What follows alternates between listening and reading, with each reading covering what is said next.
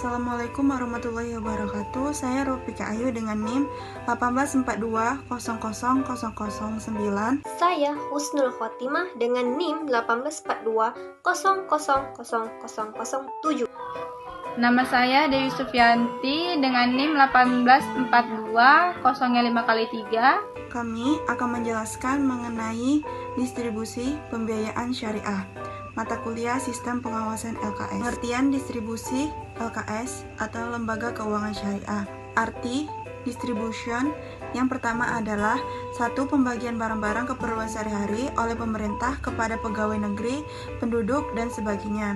2. Proses penyimpangan dan penyaluran barang atau produk ke konsumen yang dilakukan oleh distributor atau melalui perantara seperti pengecer. 3. Penyaluran barang ke beberapa orang atau tempat. 4. Pengelompokan pembayaran yang terdiri atas bunga, modal, laba, gaji, dan sebagainya.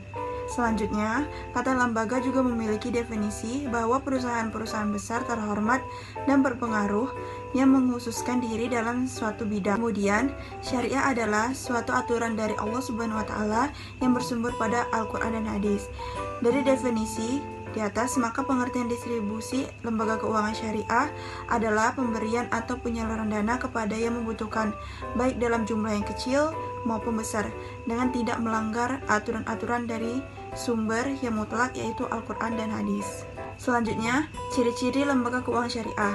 A. Dalam menerima titipan dana investasi, lembaga keuangan syariah harus sesuai dengan fatwa Dewan Pengawasan Syariah. B. Hubungan antara investor atau penyimpan dana, pengguna dana, dan lembaga keuangan syariah sebagai intermediary institution berdasarkan kementerian, bukan hubungan debitur-debitur. C. Bisnis lembaga keuangan syariah bukan hanya berdasarkan profil oriented tetapi juga fala oriented, yakni kemakmuran di dunia dan kebahagiaan di akhirat. D. Konsep yang digunakan dalam transaksi lembaga syariah berdasarkan prinsip kemitraan bagi hasil jual beli atau sewa menyewa guna transaksi komersial dan pinjaman meminjam atau card atau kredit guna transaksi sosial.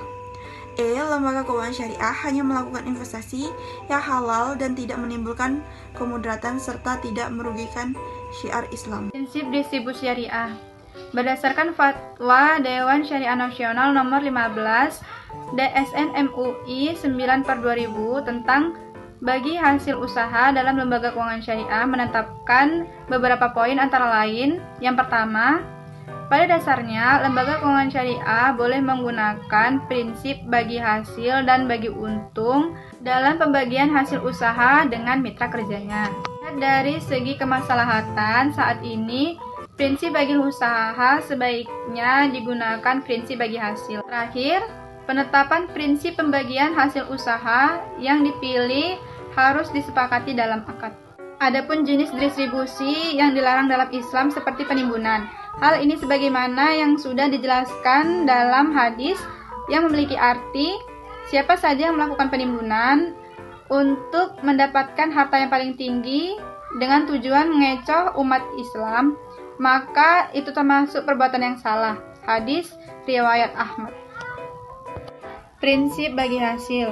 Dalam distribusi, berdasarkan prinsip bagi hasil, ada beberapa hal yang harus diketahui. Antara lain, yang pertama itu pendapatan operasi utama, yang kedua hak pihak ketiga atas bagi hasil investasi pihak terkait, yang ketiga pendapatan operasi lainnya, yang keempat ada beban operasi, dan kelima ada prinsip bagi hasil.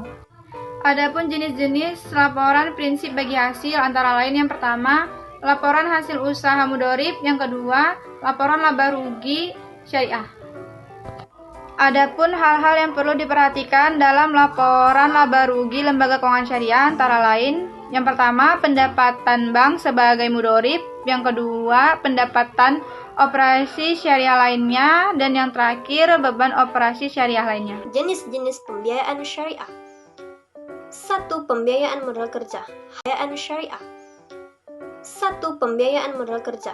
Hal yang harus kita perhatikan dalam melakukan analisa pemberian pembiayaan antara lain. A. Jenis usahanya. Kebutuhan modal kerja ini masing-masing usaha berbeda-beda. Skala usaha, besarnya kebutuhan modal kerja suatu usaha sangat bergantung pada skala usaha yang dijalankannya. Karena semakin besar skala usaha yang dijalankan, kebutuhan modal kerja semakin besar dan tingkat kesulitan usaha yang dijalankan. Berdasarkan akad yang digunakan dalam produk pembiayaan syariah, jenis pembiayaan modal kerja dapat dibagi menjadi 5 macam. Yang pertama, pembiayaan modal kerja mudharabah. Yang kedua, pembiayaan modal kerja istisna. Yang ketiga, pembiayaan modal kerja salam. Yang keempat, pembiayaan modal kerja mudharabah. Yang kelima, pembiayaan modal kerja ijarah. 2. Pembiayaan investasi syariah. Investasi adalah kegiatan pengikut sertaan dana dalam suatu kegiatan ekonomi dengan maksud untuk memperoleh manfaat atau keuntungan di kemudian hari. Nah, pembiayaan investasi merupakan pembiayaan jangka menengah atau jangka panjang untuk pembelian barang-barang modal. Akad yang digunakan untuk pembiayaan investasi syariah ini dapat berupa 1. Pembiayaan investasi mudharabah. Yang kedua, pembiayaan investasi ijarah muntahiyah bitamlik. Yang ketiga, pembiayaan investasi salam. Yang keempat, pembiayaan investasi istisna. Yang ketiga, ada pembiayaan konsumtif syariah. Pembiayaan konsumtif ini adalah jenis pembiayaan yang diberikan untuk tujuan di luar usaha yang umumnya bersifat perorangan. Menurut jenis akadnya, dalam produk pembiayaan di bank syariah ini, pembiayaan konsumtif dibagi dalam 5 bagian, yaitu yang pertama, pembiayaan konsumen akad murabahah. Yang kedua, pembiayaan konsumen akad ijarah muntahiyah bin tablik. Yang ketiga, pembiayaan konsumen akad ijarah dan pembiayaan konsumen akad istisna, umumnya bersifat perorangan. Menurut jenis akadnya, dalam produk pembiayaan di bank syariah ini, pembiayaan konsumtif dibagi dalam 5 bagian, yaitu yang pertama, pembiayaan konsumen akad murabahah. Yang kedua, pembiayaan konsumen akad ijarah muntahiyah bin tablik. Yang ketiga, pembiayaan konsumen akad ijarah dan pembiayaan konsumen akad istisna. Yang keempat, pembiayaan konsumen akad qard dan ijarah. Baiklah, itu penjelasan kami mengenai distribusi lembaga keuangan syariah. Terima kasih. Wassalamualaikum warahmatullahi wabarakatuh.